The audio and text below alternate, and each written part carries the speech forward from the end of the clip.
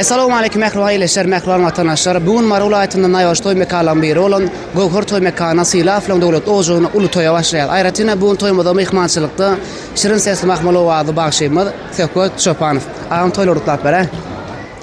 Toylar ömür elmide mikrofon alıp berensoň çalmalym kadiyetde. Toylar can sağ bolsun. Ýeňşan toyun gutlak geldik agam. Toy tutsan bagşy gelsin, köňlümiň nagşy gelsin, gerek ýok ýamanlan gapyndan ýagşy gelsin diýe. Sağ olam. Sizin belet ýanlasyn. Ondan hemen Sevkat Çopanowyň aýdym dinläýän toýmada da start berýär.